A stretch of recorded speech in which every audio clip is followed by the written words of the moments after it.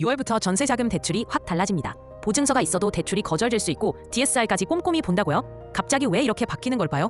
친구에게 빌려준 돈을 못 받았는데 나라가 대신 갚아주면 기분이 어떨까요?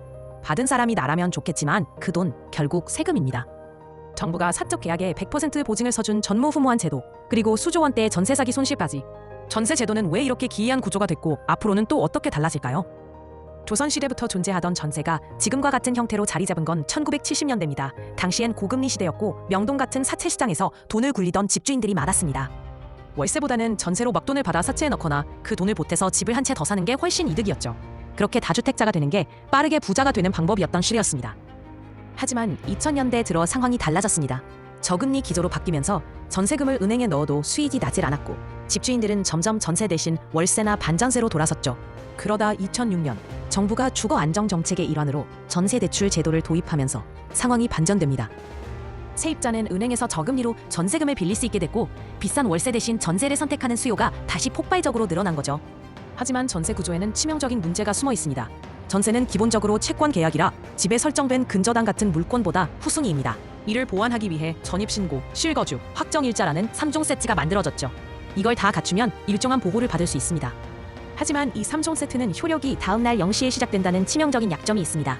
즉, 세입자가 오전에 등기부를 확인했을 땐 깨끗했더라도 그날 오후에 집주인이 근저당을 설정하면 세입자가 순위에서 밀리는 일이 벌어지는 겁니다. 이런 시간차를 노린 전세 사기에 여전히 취약한 거죠. 은행들도 이런 구조를 알기 때문에 대출에 소극적일 수밖에 없었습니다. 그런데 정부 산하 보증기관들이 전세 대출을 100% 보증해주는 구조를 만들면서 상황이 달라졌습니다. 사적 계약에 정부가 100% 보증을 서고 은행은 리스크 없이 대출을 해주는 전 세계에서 유례없는 시스템이 등장한 겁니다. 하지만 그 결과가 어떠냐고요? 2020년대 들어 전세 사기가 폭발적으로 늘면서 보증기관들이 대출금을 대신 갚는 사례가 쏟아졌습니다. 현재 허그 같은 기관은 최근 2년 동안 무려 6조 원 가까운 보험금을 지급했고 회수율은 20%도 되지 않습니다. 결국 세금으로 막고 있지만 이마저도 한계에 다다른 상황입니다. 문제가 쌓이자 금융당국은 전세대출 제도에 손을 댈 수밖에 없었습니다. 6월부터 보증 비율은 100%에서 90%로 낮아지고 은행이 10% 손실을 부담해야 합니다.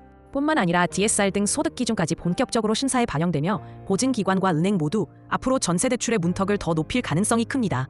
즉, 이제는 보증이 있다고 해서 전세대출이 자동으로 나오는 시대는 사실상 끝나가고 있습니다. 전세 사기 급증, 보증기관의 손실, 그리고 제도 개편까지 이어진 흐름을 보면 앞으로 전세 대출이 예전처럼 쉽지만은 않아 보입니다. 시청해주셔서 감사합니다. 내일도 흥미로운 소식으로 찾아뵙겠습니다.